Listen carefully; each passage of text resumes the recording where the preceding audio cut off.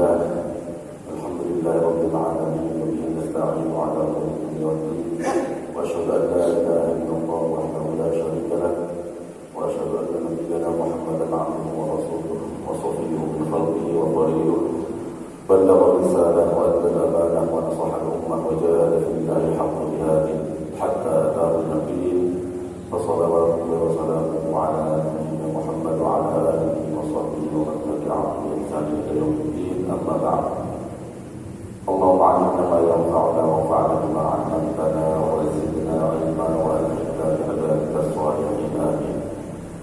Bapak-bapak ibu seluruh jamaah Masjid Al-Hikmah yang semoga senantiasa dijaga oleh Allah Subhanahu wa taala. Alhamdulillah pada pagi hari ini kita berjumpa kembali dalam kajian kita, yaitu tentang sirah Nabi Muhammad sallallahu alaihi wasallam. Dan sebelum melanjutkan kajian ini, saya ucapkan taqabbalallahu minna wa minkum shalihat a'mal. Walaupun mungkin sudah agak telat, tapi saya ucapkan taqabbalallahu minna wa minkum shalihat a'mal wa ja'alana wa iyyakum minal 'alimin wal faizin. Dan kalau ada salah, saya mohon maaf lahir dan batin. Baik, kita lanjutkan saja kajian kita sirah Nabi Muhammad SAW. Pada kajian sebelumnya kita membahas tentang perjalanan rihlah beliau pertama ke Syam, ke negeri Syam. Syam itu sekarang sudah terbagi-bagi ya. Ada Palestina, ada Suria, ada Libanon, ada Yordan, terbagi beberapa 4 negara tersebut. Dan dulu Syam itu terkenal dikuasai oleh Romawi. Romawi itu ada Romawi Timur, ada Romawi Barat. Kalau Romawi Barat itu di Vatikan pusatnya, di Roma sana. Kalau Romawi Timur dulu pusatnya di Turki, di Konstantinopel. Sekarang sudah di negara Islam. Ini dulu kisah pertama beliau bersama paman beliau Muthalib melakukan rihlah pertama ketika usia 12 tahun untuk bisnis, untuk dagang.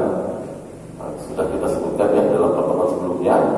Tapi ketika sampai di sana bertemu dengan seorang rohib. Rohib itu biarawan, ahli ibadahnya orang Nasrani, ahli kitab, dan melihat tanda-tanda pada Nabi Muhammad SAW yang mengisyaratkan bahwa beliau itu seorang nabi, bukan orang biasa. Jadi Bahiro, namanya Bahiro itu melihat, kalau dalam kitab-kitab sirah itu disebutkan ya, Al-Ghamamah awal itu menaungi Nabi terus. Wal-Ghamamah itu Al-Dhallak, itu ada dalam syair-syair disebutkan ya. Beliau dinaungi oleh awan terus sampai Bahiro tanya macam-macam ke pamannya, lalu melihat tanda kenabian. Tanda kenabian beliau itu seperti apa ya? Bentuknya seperti burung apa? Telur burung puyuh di belakang. Nah, dilihat ada tandanya, dan itu ada yang diketahui oleh Bahir. Akhirnya diberitahu kepada pamannya bahwa keponakannya ini bukan orang biasa, dan kalau diketahui oleh orang Yahudi bahaya, sebaiknya pulang saja untuk menjaga keselamatan beliau. Makanya dalam perjalanan pertama beliau tidak jadi berdagang, tapi pulang. Dikarenakan tadi informasi dari rohib ahli ibadahnya orang Nasrani tadi ketika berada di Busra itu di kawasan dekat Suria. Akhirnya pulang dan tidak jadi berdagang. Ini perjalanan pertama beliau ke Syam untuk berdagang. Namun kemudian ketika umur beliau lebih tua lagi, sekitar sebelum menikah dengan Sayyidah Khadijah, beliau menikah umur 25 tahun. Ya, beberapa tahun berikutnya beliau kembali berdagang ke Syam.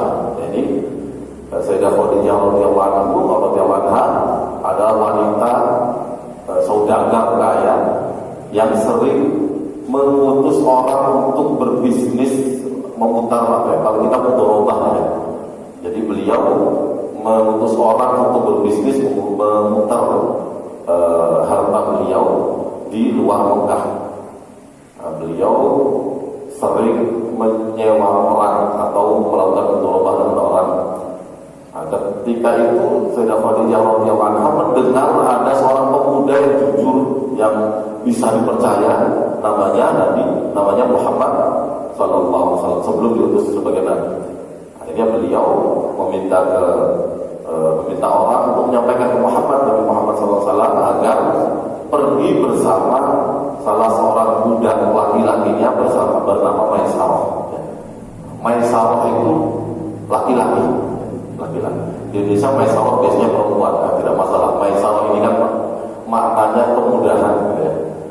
Kalau dalam salah satu ayat terpanjang dalam Al-Quran itu, fanaziratun ila Maisarah, tentang utang. Kalau kita mengutangi orang, kan ya ayyuhalladzina amanu idza tadayantum bidainin ila ajalin musamma faktubuh, ya. Kalau kita utang dengan orang, khususnya yang besar, maka tulislah. Maka di bawah itu ada kita dianjurkan kalau ada orang utang kita kok kesulitan bayar, fanaziratun ila maisarah, tunggu sampai dia mendapati kemudahan. Wa antasaddaqu khairun lakum. Tapi kalau memang kamu bersedekah, maka itu lebih baik. Ini kata Maisarah, ya. Jadi ada seorang budak Sayyidah Khadijah namanya Maisarah yang berangkat bersama Nabi Muhammad SAW untuk berbisnis, berdagang menggunakan harta Sayyidah Khadijah sebelum menikah dengan Nabi Muhammad SAW. Dan ketika itu sudah masyhur ini kisah ini, bahwa Nabi Muhammad ketika berdagang di sana mendapatkan keuntungan yang luar biasa, dan Maisarah pun mendapati Nabi Muhammad selama perjalanan dan pulangnya dan berbisnisnya orang yang berakhlak yang mulia. Nah, jadi dulu itu kalau bisnis berjualan itu antar negara dan tidak menggunakan kendaraan yang cepat. Sekarang kita pakai pesawat, paling perjalanan setengah hari atau beberapa jam. Kalau dulu pakai onta, pakai jadi antara Mekah dengan Suriah dulu tertanya 40 harian perjalanan, 40 hari, tidak 40 hari. Dan di situ Maisarah mendapati Nabi Muhammad SAW seorang pemuda dengan akhlak yang luar biasa, dengan ketika bisnis pun keuntungan luar biasa, dan ini menjadikan Sayyidah Khadijah tertarik dengan beliau. Nah, jadi kalau dulu bisnis itu tidak cukup jalan rihlah itu perjalanan jauh, baik untuk bisnis ataupun mencari ilmu, tidak cukup 1 hari 2 hari, 1 minggu dan sebagainya, tapi bulanan. Dulu orang mencari ilmu itu, ya, al-ilmu itu kan yu'ta walayati, ilmu itu didatangi, tidak datang. Jadi Imam Malik, dalam istilahnya Imam Malik itu satu masa dengan Harun al-Rasyid, Khalifah Abbasiyah. Beliau punya anak, minta Imam Malik datang ke rumah beliau untuk ngajari anaknya. Kata Imam Malik, al-ilmu yu'ta walayati, ilmu itu didatangi, bukan datang, ya. Jadi kalau di masjid ini ada ustaz-ustaz datang dari tempat jauh, tapi penduduk sini malas ngaji, ya ini sudah beda dengan salaf dulu, ya. Sudah keterlaluan. Seharusnya para yang ngaji ini datang ke tempat ustaz yang aslinya seperti itu.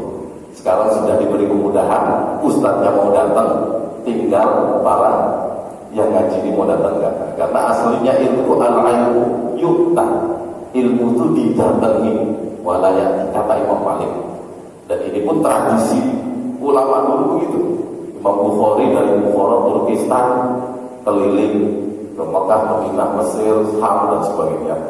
Nah, ini termasuk juga ini membutuhkan waktu tidak sedikit, seperti bisnis ini, ya, usaha. Jadi Maisarah mendapati akhlak Nabi yang luar biasa, dan ketika itu dia pun menyampaikan tentang Nabi Muhammad SAW kepada Sayyidah Khadijah.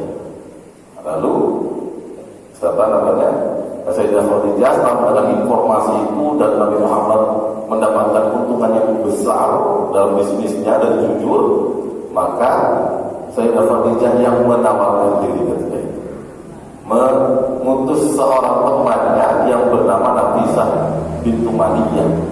untuk menyampaikan kepada Nabi Muhammad SAW bahwa Khadijah ingin menikah.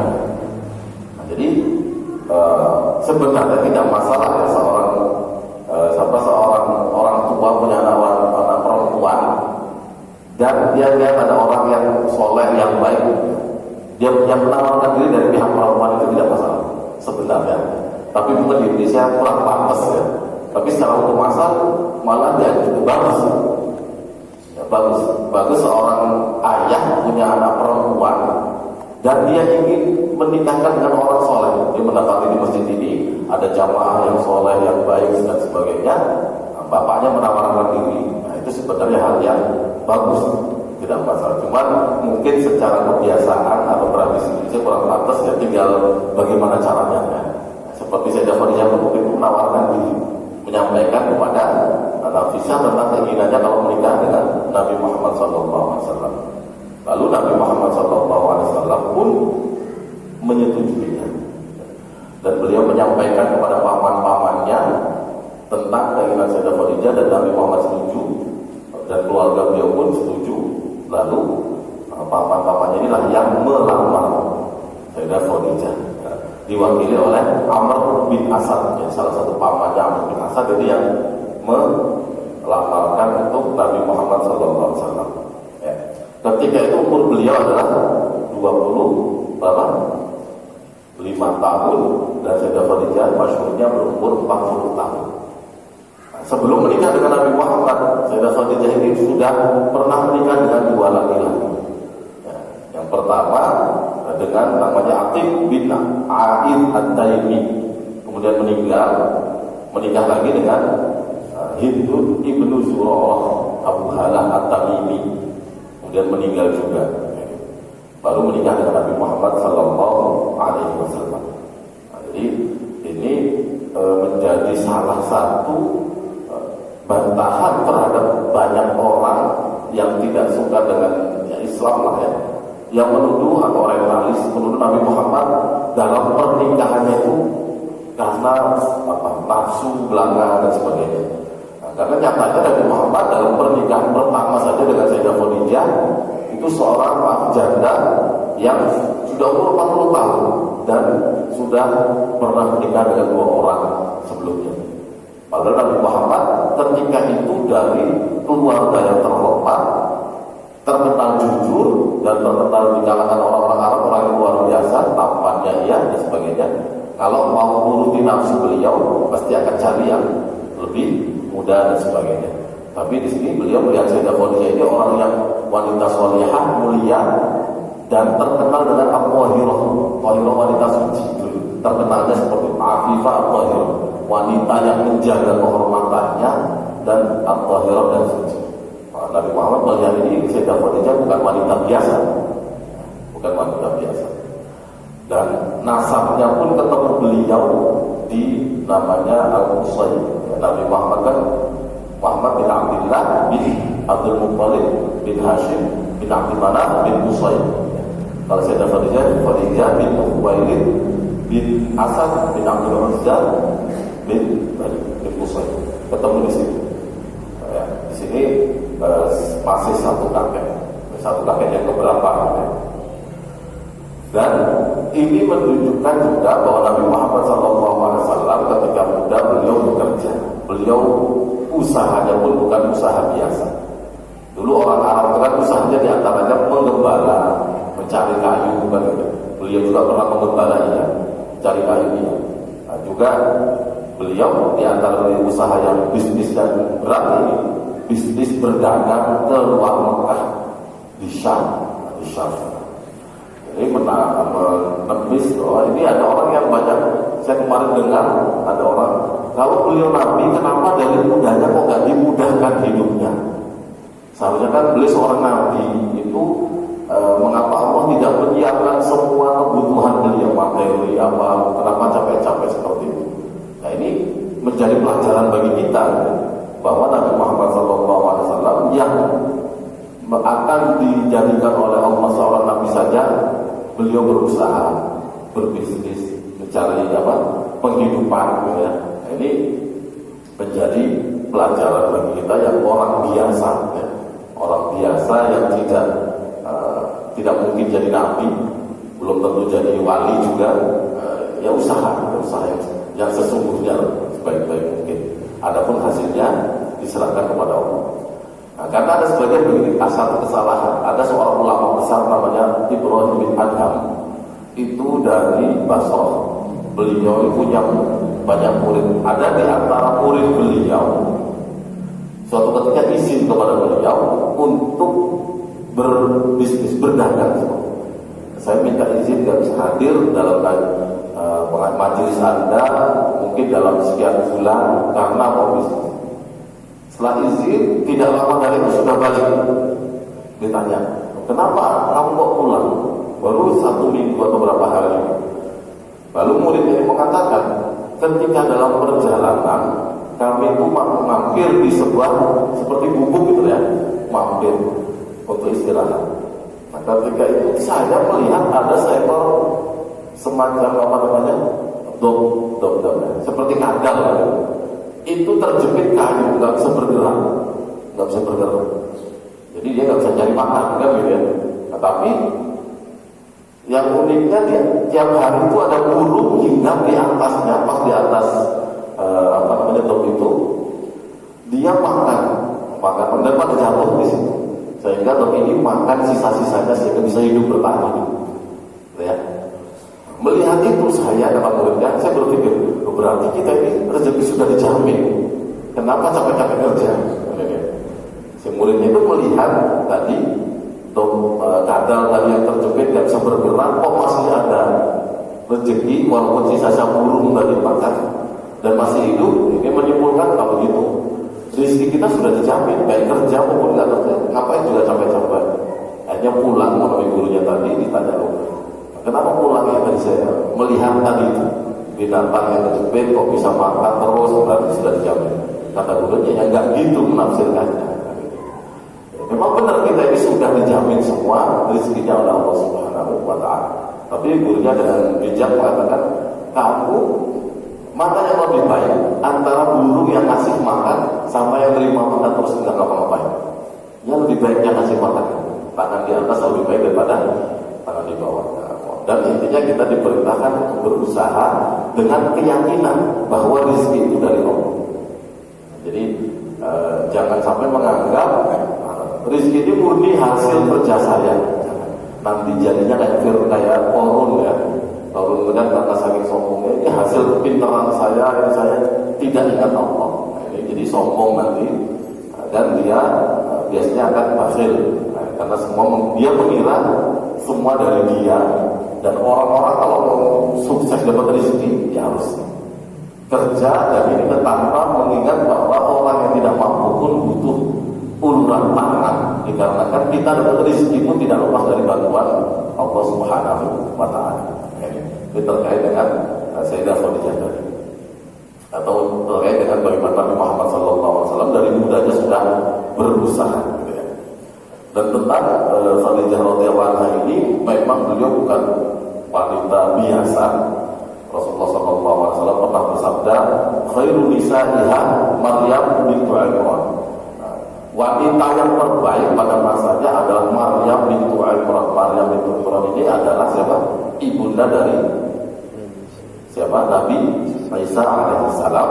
Terus wa khairun nisa'iha Khadijah bintu Khuwailid. Dan wanita yang terbaik pada zamannya umat ini adalah Khadijah bintu Khuwailid radhiyallahu anha. Kata Rasulullah SAW. Jadi ada ulama, jadi Rasulullah pernah bersabda juga, khairun nisa'il alamin, wanita terbaik dunia ini adalah 4 orang. Yang pertama adalah Maryam bintu Imran tadi, kemudian Fatimah radhiyallahu anha, kemudian Khadijah radhiyallahu anha, kemudian Asia imra'atu Fir'aun, istri Fir'aun. Rasulullah pernah bersabda juga, kamu laki-laki yang sempurna itu banyak. Kamu laki-laki yang kasih. Walam yakmul minan nisa, dan tidak sempurna dari wanita kecuali 4. Siapa? Maryam bintu Imran, Sayyidah Fatimah, Sayyidah Khadijah, dan Asia imra'atu Fir'aun. Nah, makanya kemudian ulama bandingkan dari 4 ini siapa yang terbaik. Kalau ada perlu ada perselisihan, tapi intinya mereka wanita mulia semuanya. Ada yang mengatakan yang paling baik siapa? Maryam Rasulullah. Karena ada sebagian ulama yang mengatakan beliau itu seorang nabi wanita. Ada sebagian, walaupun itu pendapat tidak kuat ya, karena atau tidak banyak yang berpendapat seperti itu. Nah, karena ada satu ayat mengatakan bahwa kami tidak mengutus seorang rasul illa rijalan, kecuali para laki-laki nuha ilaihi. Dalilnya yang mengatakan bahwa nabi itu ya laki-laki. Tapi karena sedang Maryam ini ditemui malaikat Jibril dan langsung di fanafasna fiha biruhina, langsung diberikan ruh untuk ketika mengandung siapa? Nabi Isa alaihissalam, sampai ada yang mengatakan beliau ini sudah pas level nabi. Cuman ini pendapat ulama yang namanya Ibnu Hazm. Kalau pernah dengar Ibnu Hazm al-Zahiri pernah berpendapat seperti itu. Ada juga yang mengatakan, ada selain beliau juga ada yang berpendapat seperti itu. Nah, tapi intinya 4 wanita tadi, Maryam bintu Imran, Fatimah bintu Muhammad sallallahu alaihi wasallam, wa Khadijah bintu Khuwailid radhiyallahu anha. Kemudian Asiyah, Asiyah istri Fir'aun. Ini wanita dan Asiyah istri Fir'aun, doanya dalam Al-Quran, Rabbi berdiri indaka baitan fil jannah.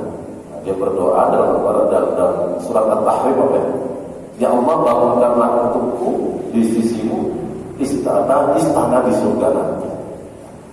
Jadi kalau kita melihat bisa Asiyah imra'atun Fir'aun, ini kan beliau istri Fir'aun kafir kan tidak, bahkan ngaku Tuhan. Kalau dalam Islam, hukum Islam sekarang secara syariat, ada seorang laki-laki dan perempuan yang katakan non-muslim gitulah ya, non-muslim, kemudian wanitanya masuk Islam, secara fikih kan harus pisah, sudah tidak boleh bersama lagi. Seorang laki-laki perempuan awalnya non-muslim semua menikah, ketika istrinya masuk Islam, maka secara hukum asalnya harus pisah. Tidak boleh wanita ini, muslimah itu menjadi istri dari orang kafir. Jadi selama berhubungan terus ya zina jadinya. Tetapi zaman Nabi Musa boleh. Ini namanya syariat. Syariat itu kadang berubah, kan gitu ya. Sudah kita terangkan dari awal pernah. Nah, jadi dulu ketika Fir'aun punya istri namanya Asiyah. Asiyah ini masuk beragama tauhid atau beragama Islam lah mudahnya setelah Nabi Musa berdakwah ke Mesir.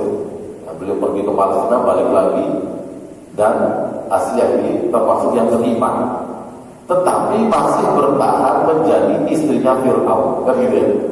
Itu secara hukum kita memang nggak boleh, tapi secara syariat zaman Nabi Musa boleh.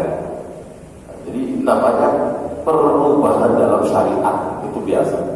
Makanya di awal-awal sudah kita jelaskan, misalnya zaman Nabi Musa, kakak dengan adik boleh menikah. Itu syariat zaman itu, kan gitu. Kalau setelahnya haram. Zaman Nabi Adam, putri-putri dan putra beliau, kakak adik menikah, ya. Karena manusia memang zaman itu adanya itu, gitu. Makanya syariat boleh. Kemudian zaman Nabi Nuh, ya, beliau istrinya terkenalnya kafir. Nabi Lut ya, seperti itu juga. Nah, itu zaman itu syariat zaman itu. Adapun syariat zaman Nabi Muhammad, syariat kita, maka tidak boleh. Laki-laki, ya, wanita muslimah tidak boleh menikah atau tidak boleh menikah dengan lelaki yang non muslim. Ya. Kalaupun awalnya sama-sama non muslim, ketika salah satunya masuk Islam, yaitu khususnya istrinya, maka harus pisah. Langsung terjadi fasah namanya, harus terpisah. Nah, tapi zaman Nabi Musa syariatnya beda. Jadi syariat secara antar para nabi kadang berubah sesuai dengan ketentuan Allah dan kadang juga sesuai dengan kondisi zaman. Itu ada kaitannya biasanya. Ya, adapun akidah maka tidak pernah berubah. Contohnya contohnya syariat tadi sujud lah ya. Malaikat diperintahkan sujud kepada Nabi Adam. Ya, Sujud di situ bukan sujud menyembah, tapi sujud penghormatan. Dulu boleh. Kemudian saudara-saudara Nabi Yusuf ketika ke Mesir langsung fakharru lahu sujada, sujud kepada Nabi Yusuf, sujud penghormatan. Itu tidak masuk syirik dan sebagainya. Tapi ya karena zaman itu boleh dan itu sujud penghormatan. Zaman sekarang orang Islam tidak boleh sujud kepada orang sesama manusia karena ada larangan dari Rasulullah SAW. Kalau ada orang yang melakukannya, maka kita tidak bisa otomatis mengatakan dia syirik. Kan? Haram iya, tapi belum tentu syirik. Beda. Perlu membedakan di sini. Baik, ini terkait dengan Sayyidah Khadijah radhiyallahu anha. Tadi ingat tadi ya, 4 wanita yang sangat mulia. Yang pertama tadi Maryam binti Imran, kemudian Fatimah radhiyallahu anha, Nabi Muhammad SAW, kemudian Khadijah binti Khuwailid radhiyallahu anha, kemudian Asiyah imra'atu Fir'aun. Ya. Karena Sayyidah Khadijah di sini kisahnya kita masih banyak menyinggung Sayyidah Khadijah. Beliau Rasulullah SAW selama 25 tahun menikah dengan beliau tidak pernah berpoligami. Ya, ini yang masyhur Rasulullah SAW baru berpoligami setelah Sayyidah Khadijah meninggal dunia. Jadi Rasulullah SAW tidak ada apa, udah bahas poligami agak sensitif gitu. Jadi Sayyidah Khadijah ini luar biasa sampai Rasulullah pernah Sayyidah Aisyah radhiyallahu anha kadang cemburu. Beliau mengatakan dalam satu hadis di Sahih Bukhari Muslim itu, Sayyidah Aisyah radhiyallahu anha berkata, "Maghirtu ala nisa'in Nabi sallallahu alaihi wasallam." Saya enggak pernah cemburu kepada para istri Nabi Muhammad sallallahu alaihi wasallam illa ala Khadijah, kecuali kepada Khadijah. Padahal enggak ketemu, kan jauh ya. Wa inni lam udrikha, padahal saya tidak pernah ketemu dia. Wa kana Rasulullah sallallahu alaihi wasallam, dan sesungguhnya Rasulullah sallallahu alaihi wasallam dulu idza dzabaha syah, kalau menyembelih kambing, fayaqul, maka beliau berkata, arsilu biha ila asdiqai Khadijah. Kirim sebagian daging kambing ini ke teman-teman Khadijah yang masih hidup. Maka Sayyidah Aisyah berkata, fa'ardautu yauman, maka saya marah. Masa beliau kalau menyembelih kambing mau merintahkan orang ini kirim ke teman-teman Khadijah dan sebagainya. Faqala Rasulullah SAW, maka Rasul menjawab, kenapa beliau selalu begitu? Beliau menjawab, ini qad ruziqtu hubban. Ruziqtu hubban. Aku telah diberi oleh Allah rasa cinta Khadijah. Jadi saya sudah diberi oleh Allah cinta Khadijah kepada. Jadi Rasulullah ya, sangat cinta kepada Sayyidah Khadijah. Saya telah diberi oleh Allah, diberi rezeki, dianugerahkan oleh Allah cinta kepada Khadijah. Jadi beliau sangat cinta kepada istri beliau. Dan ini menunjukkan bahasanya kita dalam bahasa wafat. Seorang suami itu harus wafi kepada suami istrinya. Wafat itu ya, bukan setia. Rasulullah jangan dikira Rasulullah menikah nanti poligami terus gak setia. Tapi tetap beliau memperhatikan bahwa wanita yang sangat berjasa dalam diri terhadap beliau dalam dakwah adalah Sayyidah Khadijah. Maka beliau tidak melupakan itu. Nah, jadi kalau dalam bahasa Arab itu namanya rajulun wafi, orang yang wafi itu ya setia udah. Contohnya apa? Anda punya guru yang mengajarkan Anda macam-macam, kemudian setelah beliau meninggal, Anda selalu ingat mendoakan. Seperti itu namanya murid yang setia, yang baik. Nah, Rasulullah SAW kepada Sayyidah Khadijah juga begitu. Setelah Sayyidah Khadijah meninggal, beliau masih ingat. Ngirim kalau nyembelih kambing, ngasih, nyuruh orang untuk bagi-bagi kepada teman-teman Sayyidah Khadijah. Dan sampai ya, karena istri-istri Rasulullah yang paling muda, paling gadis kan Sayyidah Aisyah. Jadi beliau cemburu, yang lain mah biasa aja. Jadi ini biasa ya. Kalau ada istri cemburu itu hal yang maklum dari zaman istri Nabi pun ada. Jadi bapak-bapak jangan minta istri jangan cemburu, enggak. Ya cemburu itu ya menunjukkan cinta kata anak muda kan. Nah, kemudian dalam riwayat lain juga pernah Sayyidah Khadijah bercerita karena Rasulullah SAW la yakadu yakhruju minal baiti hatta yadhkura Khadijah. Rasulullah itu sering sekali kalau pergi dari rumah kemudian cerita tentang Khadijah. Fayuhsinu sana'a alaiha. Beliau sering muji-muji Khadijah. Fazakara yawman minal ayyam. Suatu ketika beliau bercerita tentang Khadijah, ya. Fa akhadat bil ghairah. Aku pun cemburu karena itu. Lalu sampai saya Aisyah karena cemburunya sampai bilang begini, hal kana illa ajuzan wa abdalallahu khairan minha. Bukankah dia itu wanita yang sudah tua dan Anda sudah diberi yang lebih baik? Maksudnya saya, lebih muda, mungkin dia cantik. Bukankah Allah setelah menggantikan dia dengan yang lebih baik dari dia? Kata Rasulullah. Rasulullah marah. Rasulullah marah. Summa qala, kemudian bersabda, la, tidak. Wallahi demi Allah, ma abdana Allahu khairan minha. Allah tidak menggantikan wanita istri yang lebih baik dari dia. Itu beliau berbicara depan siapa? Dari Aisyah, yang sangat beliau sayangi. Tapi beliau mengatakan, wallahi Allah tidak menggantikan Khadijah dengan istri yang lebih baik. Dia yang paling baik. Alasannya apa? Kata Rasulullah, amanat iztafaron nas. Khadijah dulu beriman ketika orang-orang tidak beriman, ketika orang kafir kepada saya. Rasulullah dakwah yang pertama beriman siapa? Khadijah. Ini kan luar biasa. Ini support yang luar biasa. Wasat dapat iztafaron nas. Dan dia juga mempercayaiku ketika orang-orang mendustakan. Jadi kadang kita lupa ya, ada orang yang dulu mungkin di sini daerah ini, ketika mungkin Islam belum seperti sekarang lah semangat kita beragama. Dulu berjuang berat di sini. Bisa jadi dulu berjuangnya masih sedikit, hanya ngajarin orang sholat saja. Sekarang kan macam-macam.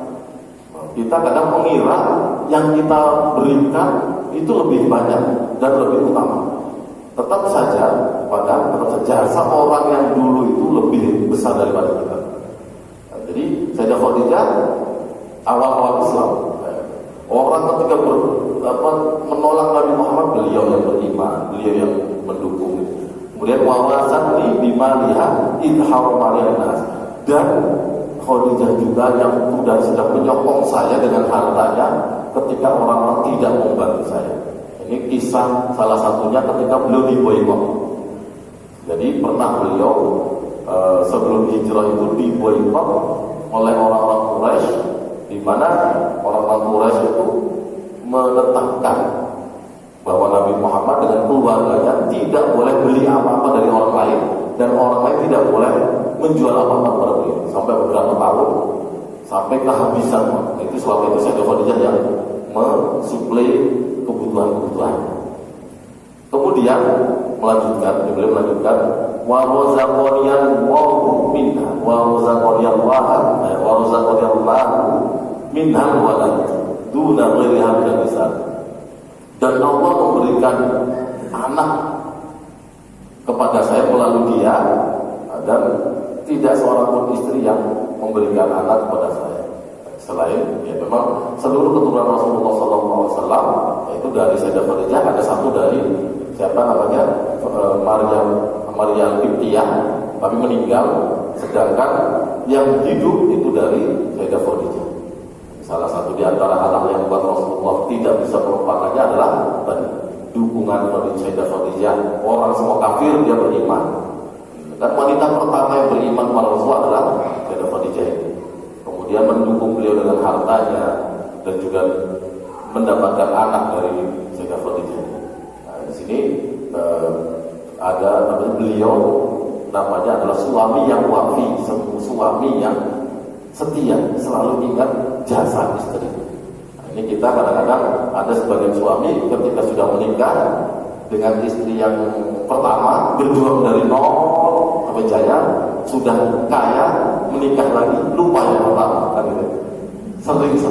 Seringnya yang dihibur malah yang pertama. Ini kan repot. Nah, jadi sering yang kedua, karena masih muda dan sebagainya. Ini padahal Nabi Muhammad tidak seperti itu. beliau melihat jasanya, walaupun secara fisik dan sebagainya mungkin kalau dengan istri seperti Sayyidah Aisyah.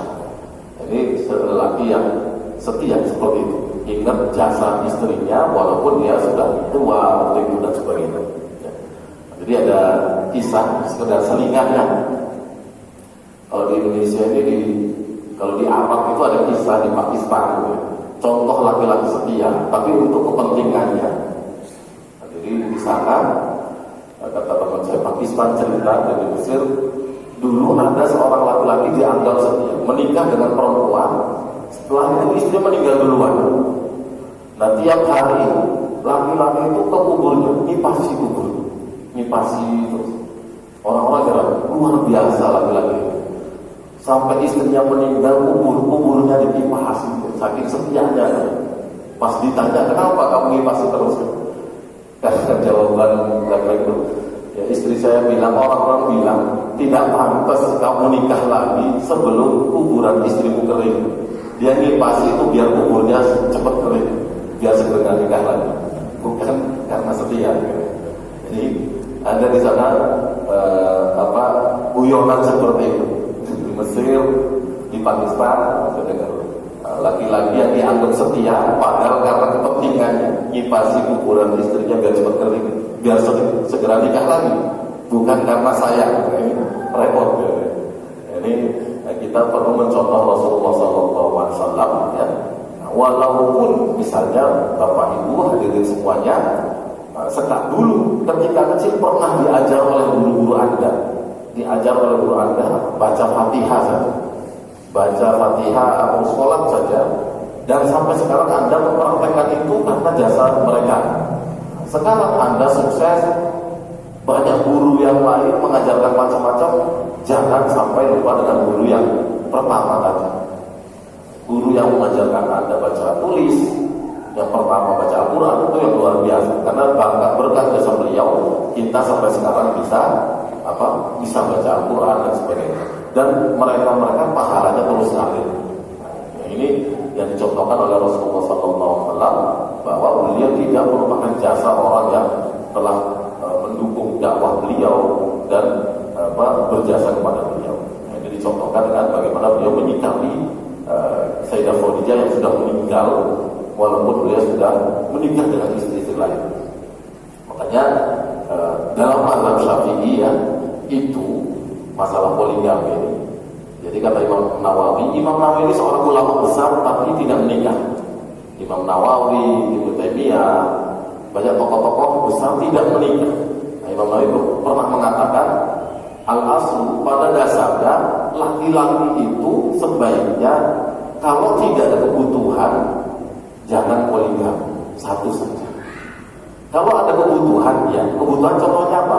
Ya Nabi Muhammad SAW dulu menikah, poligaminya itu ya karena dalam rangka dakwah, dalam rangka menyebarkan agama dan sebagainya. Tapi bukan berarti ada orang menikah poligami bukan karena keperluannya, ingin saja, nggak apa-apa, boleh. Tapi sebaiknya kata Imam Nawawi satu, kalau tidak ada kebutuhan. Tapi kalau istrinya misalnya sakit, istrinya tidak beri keturunan atau tidak ada keturunan dan sebagainya, maka Imam Nawawi sebaiknya satu. Para ulama seperti itu dalam mazhab Syafi'i. Nah, jadi kalau ada ibu-ibu di situ, ya ini merasa terdukung tentunya. Tapi intinya kalau memang ada mau nambah silakan. Jadi bukan berarti karena ada orang mengatakan laki-laki yang hanya menikah satu itu karena takut pada istrinya, ya nggak mesti ya. Nggak mesti, itu bisa jadi setia. Rasulullah SAW ketika dengan Sayyidah Khadijah 25 tahun tidak nambah, bukan karena takut. Bahwa ini mendukung pribadi saya. Jadi tidak mesti laki-laki yang kaya, mampu terus tidak nambah lagi bukan karena takut, tidak mesti. Terus sampai guyonannya Ustaz Dasar Latif ya, nanti laki-laki yang takut pada istrinya sulit masuk surga. Kenapa? Dia tidak takut pada Allah, tapi takut pada istrinya. Padahal bukan poligami itu nggak mesti takut. Jadi perlu dibedakan. Takut kepada Allah harus, tapi kadang takut kepada yang lain juga bisa. Beda takutnya. Kalau ada ular berbisa, ya kita lari karena takut. Nah, takutnya bukan kita bukan sama dengan takut kepada Allah. Ini takut dia tidak kena musibah. Kata Rasulullah kan begini, kalau kalian larilah firru minal mazlum, menghindarlah dari orang yang kena lepra, kusta, penyakit kusta lepra itu. Firaraka minal asad, seperti kamu larinya kamu, menjauhnya kamu dari singa. Nah, jadi wajar orang kalau ada singa, pada lari takut ya wajar. Bukan berarti dia lebih takut singa daripada Allah, bukan. Jadi beda, tetap beda. Itu naluri manusia takut kepada sesuatu yang membahayakan. Ketika tidak mau nambah lagi, biasanya bukan karena takut sama istri biasanya, tapi kasihan nggak mau menyakiti dan sebagainya, kan gitu ya. Atau karena istrinya sudah berjuang mendukung dia full, maka nggak tega dan sebagainya, gitu ya. Jadi contoh ya. Jadi guyonannya itu sebagai ustaz guyon, saya yakin mereka guyon. Orang yang nggak nikah lagi karena takut sama istrinya sulit masuk surga, karena lebih takut kepada istrinya dibanding takut kepada Allah. Nah ini kan repot. Ini yang saya ingin guyonan ya. Nah, karena tadi namanya naluri takut kepada makhluk itu takut kena bahaya, kena ada ular, ada apa ya kita takut. Tapi takutnya kan beda. Nabi Musa ketika tongkatnya dari ular, beliau kan lari. Lalu dipanggil sama Allah, jangan takut. Dia itu naluri manusia biasa.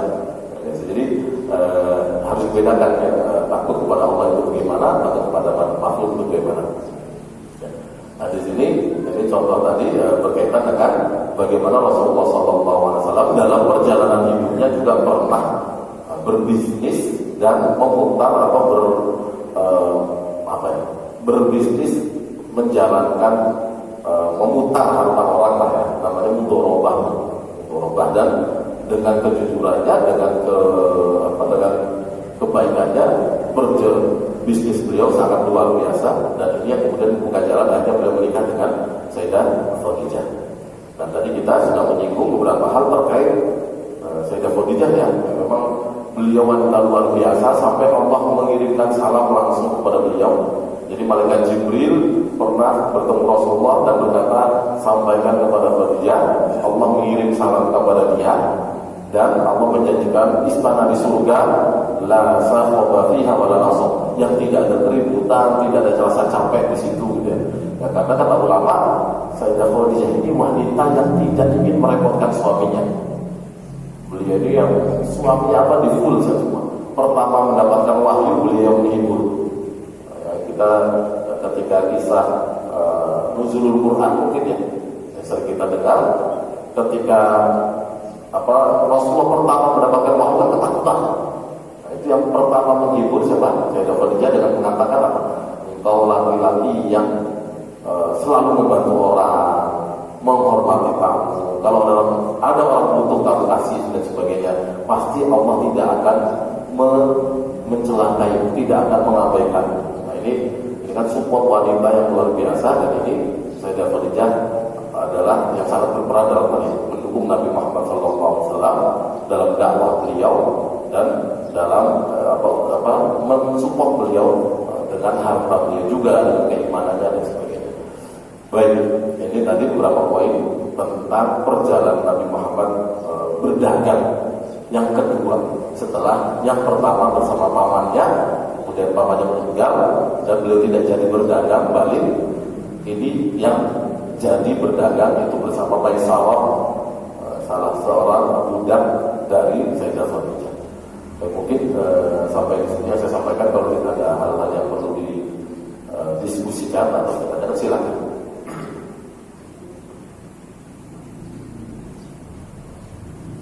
Sudah jelas ya. Khususnya masalah poligami tadi sudah jelas, saya pikir tidak ada perlu yang ditambahkan. Ya. Mungkin ini ada yang saya sedikit tambahkan terkait dengan adab, etika, adab ketika berbicara tentang Nabi. Ini perlu ya.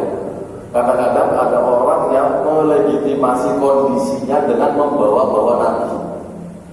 Jadi ada orang menggembala, terus dibilang kadang-kadang maaf ya, penggembala kambing di Indonesia kan mungkin adalah kerjaan yang pekerjaan yang agak rendah gitu ya, rendah atau sebagai pekerjaan kita rendah. Nah dia kadang-kadang bela diri dengan mengatakan Nabi saja pengembala. Ya. Ini kata-kata ini kurang ada, nggak sopan. Jangan sampai keluar dari kita ketika kita Nabi Muhammad kan pernah berkata, siapa membantu orang mencari kayu dan sebagainya. Jadi ketika kita dilecehkan, dihina dengan sesuatu yang di masyarakat itu hina katakan itu, jangan bawa Nabi, itu nggak sopan. Jangan bawa Nabi, karena Nabi Muhammad SAW orang mulia dan beliau melakukan menggembala kambing misalnya atau melakukan hal-hal itu dalam rangka proses membentuk beliau untuk kemudian membawa risalah kenabian dan sebagainya. Kalau ulama mazhab Maliki sangat keras. Jadi kalau ada hal-hal yang tidak pantas dari kita lakukan, terus kita bawa Nabi, nah ini dan misalnya kita melakukan hal yang kurang pantas di masyarakat, terus bawa Nabi, ini hukumannya berat karena kita nggak punya etika di sini. Contohnya misalnya begini. Rasulullah SAW pernah kesiangan, ya kan? Dalam satu hadis sahih itu, beliau bersama sahabat melakukan perjalanan jauh, lalu capek, dan beliau tidur bersama sahabat dan meminta kepada sahabat Abu Hurairah radhiyallahu anhu untuk apa? Untuk menjaga, untuk tidak tidur, ronda gitu kan. Nah, nanti bangunin tapi ketika subuh. Tapi karena Abu Hurairah radhiyallahu anhu juga kecapean, akhirnya ketiduran semua sampai matahari muncul, ya, terang. Rasulullah bangun, ternyata sudah kesiangan. Aja beliau ajak kita pindah dari sini, karena ini tempat yang dikuasai setan, pindah dan kita sholat subuh di sini. Jadi sholat subuhnya sudah telat. Nah ini sekali-kalinya Rasulullah sholat subuh telat. Nah, jadi ada jangan bapak-bapak ketika dibangun istrinya telat sholat, Rasulullah aja pernah telat sholat. Jangan, ini nggak sopan. Rasulullah nggak sering-sering sekali jual itu juga mengajari kita. Kalau telat ketiduran langsung sholat, pas ketiduran bangun ya langsung sholat gitu. Jangan nanti walaupun waktunya sudah lewat. Karena ada sebagian ketiduran, kesiangan ketika dibangunin, Rasulullah pernah telat biasa aja gitu. Ini nggak sopan seperti ini. Karena dia melegitimasi kekurangan dia dengan bawa Nabi. Nabi melakukan hal yang sepertinya kekurangan, tetapi ini bukan kekurangan bagi beliau, karena ngajari kita. Seperti pernah saya ceritakan ya, Rasulullah pernah sholat dalam kondisi junub karena lupa. Beliau sudah masuk Allahu Akbar, sahabat-sahabat sudah Allahu Akbar, lalu beliau mengatakan, oh saya lupa mandi. Beliau junub, lupa mandi. Beliau menyuruh sahabat tunggu, para sahabat tunggu sambil berdiri. Jadi kan kalau ada imam batal ada dua cara ya. Kita meminta mereka nunggu dalam kondisi sholat karena sudah masuk ya. Nah, karena haram kita ini kalau sudah masuk sholat fardu membatalkan tanpa ada alasan yang memang kentut apa itu haram. Jadi kalau sudah masuk jangan batal. Kalau sholat sunat boleh, Allahu Akbar terus batalin nggak jadi gitu ya. Tapi kalau sholat fardu jangan. Nah Rasulullah SAW pernah jadi imam. Ketika imam sahabat sudah takbir, terus beliau tadi junub belum mandi, maka beliau mengatakan pada sahabat tunggu saya belum ini, dan kalian tetap dalam kondisi itu. Beliau masuk rumah, mandi, masuk lagi jadi imam lagi, dan sahabat tadi melanjutkan tetap sah. Dan sahabat tadi tidak bubar, nggak jadi enggak, tidak aja tunggu saja, sudah kadung masuk, dan Rasulullah masuk imam lagi. Itu boleh seperti itu. Dan ini kalau orang sebagian masa orang junub nggak ingat sampai jadi imam, kok aneh. Ini bagi kita hal yang nggak pantas kita, tapi bagi Rasulullah itu hal yang pantas saja. Karena apa? Ada sisi mengajarkan kita kalau mengalami itu bagaimana, gitu ya. Ada sisi pengajaran seperti itu. Jadi ada hal-hal yang mungkin tidak pantas bagi kita, bagi Rasulullah itu pantas saja. Karena ada unsur mengajari, seperti pipis berdiri. Itu kan nggak pantas bagi kita. Bahkan dalam mazhab Syafi'i kalau orang sering ketahuan pipis berdiri nggak pantas jadi imam. Ya. Tapi Rasulullah pernah. Nah, tapi beliau seringnya pipis duduk, berdiri pernah. Nah, itu ulama mengatakan karena menunjukkan kebolehan dalam kondisi tertentu. Jadi apa yang dilakukan Rasulullah yang kalau kita lakukan tidak pantas, bagi Rasulullah pantas. Nah, karena itu ada unsur mengajari kepada kita kalau begitu bagaimana, gitu ya. Jadi saya ulangi tadi. kalau kita melakukan hal yang tidak pantas di masyarakat kita, dan Rasulullah pernah melakukan ketiduran, jangan bawa Rasulullah untuk membenarkan hal yang kita lakukan yang tidak pantas. Karena itu sumul adab, nggak punya etika. Kalau mazhab Maliki keras, ini orang ini harus dihukum dengan keras. Karena itu bawa Rasulullah untuk membenarkan hal yang tidak pantas. Jadi tidak ada etika adab kepada Rasulullah SAW. Nah, kita ketika berbicara tentang Rasulullah, tentang malaikat, tentang Allah, harus ada etika, ada adab. Karena Rasulullah dan para nabi itu bukan manusia biasa.